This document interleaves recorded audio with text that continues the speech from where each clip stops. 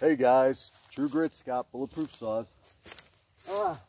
Been working on this 038 Magnum 2 for a couple days.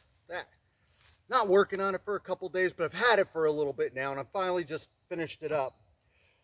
I just tuned up the chain, so we'll see if I did a good job on the chain or if I did too much on the rakers or maybe not enough. This thing pulls real nice. I did run it the other day before I did the chain. Fella brought in two saws. He brought in an old Craftsman, not the oldest Craftsman, but maybe Craftsman doesn't even make saws anymore. I'm out of the loop on Craftsman saws, so I don't know much about them. That one wasn't running very good at all. That one needed a carb cleaning and a bunch of other stuff. The weird thing on these two saws, both of them had issues with the kill switches. And I don't know if the Craftsman was having it yet, and this one seemed intermittent, but they both weren't correct. And on the Craftsman, it looked to me like the wire had broken and somebody repaired it and it was coming loose. That's all it looked like to me, so I just redid the whole wire. On this 038, the wire, I couldn't get continuity through the wire, and there's no breaks in the wire, no rub marks in the wire. The ends look like they're on great, and then I cleaned it off real good, monkeyed with it, and then all of a sudden I'm getting continuity through it. So I'm not going to tell you I'm 110% on what was wrong with the kill switch on this. All I know is I went to shut it off multiple times. A couple times it shut off. A couple times it shut off very slow, like off. 1, 2, 3, 4, maybe 5, and it would die. And then a couple times I either had to choke it or do whatever I had to kill it. So that was a weird thing. But the fella's main problem with this 038 was he was having a hell of a time starting it, and I'm guessing it was getting worse and worse for him as the diaphragm in the carb was failing. Now, this had a Tillotson made in the USA carb on it. And of course, this is with the air filter, with the choke is built into the air filter. And the Tillotson's a little bit different. And I believe I took another video of it, if I didn't lose it, that I'll post, showing you the Tillotson with no choke flap on it, no choke butterfly. And I might even show you that it's in the air filter. But it also has a plastic block on the bottom of this carb, which, you know, it's basic carb stuff. You got needles, you got, you know, screws, whatever, diaphragms. It's a basic carb, so rebuilding it's the same. I lucked out, got the correct carb kit for it. The only thing is one of the diaphragms wasn't cut exactly right, so I had to do a little trimming on that. No big deal, but it seemed to fire up. I ran this about an hour ago. Maybe it needs choke now, maybe it doesn't. I'm going to throw my chaps, I'm going to pause you, I'll throw my chaps on, and then I'm going to start this saw with you guys there, just so you can see how it starts. And I'm going to make a couple cuts on this maple. It's actually a pretty good chunk of maple. That's got to be, I don't know that it's 36 inches high, and I got this offshoot here that I'm not going to do much with. I hope I'm in the video. Anyhow, let me pause you guys, and then I will get my chaps on, I'll start this up.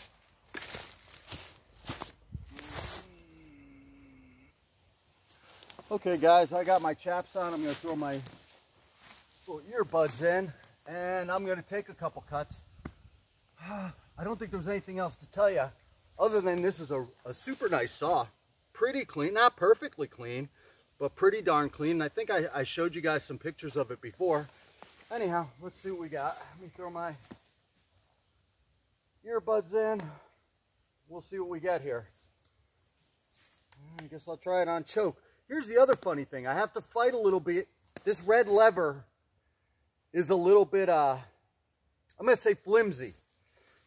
And that being so, I could get this thing, it fires on choke, and it fires on choke like it wants to run, not just a blurb. It wants to start running. So if I try to flip this lever up onto high idle, I have a hard time doing it. And you're going to see that. I mean, everything works fine when you do it.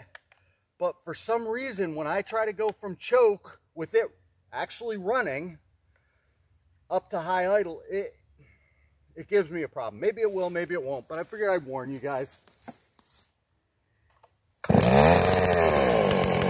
I mean?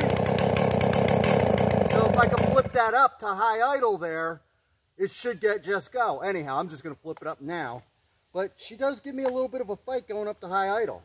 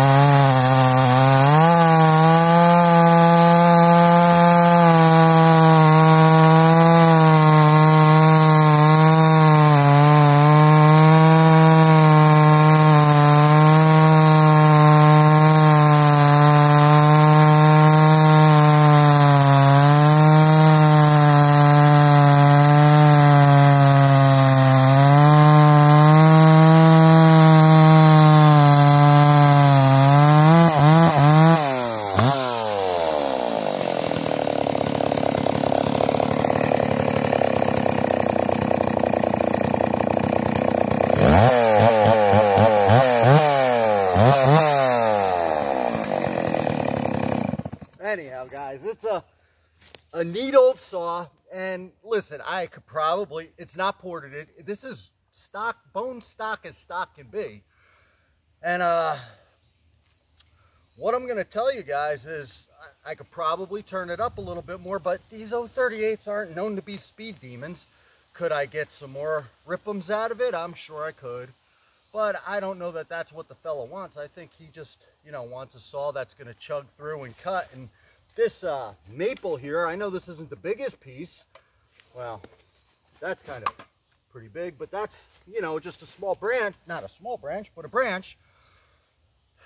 It chugs through really nicely. And for an old saw that parts are getting harder to get, I think we're good. Maybe I'll play around with it more. It's hard for me to know when to stop touching things. And maybe she's good to go now. She's running nice. She's starting right up. This maple's hard as a rock. It's hard. Northeastern Pennsylvania hard maple. And some hard maple is harder than others. And this to me feels like I can feel it. It's hard and heavy. I don't know. It's a nice old saw. 038. AV Magnum 2 in great shape. It's a beautiful saw. I hope he's happy with it. I don't get so many of these red levers in the shop. Lately I've been getting them, but it's just a nice saw. Anyhow, guys, True Grit Scott, Bulletproof Saws. Thanks for watching. Stay safe.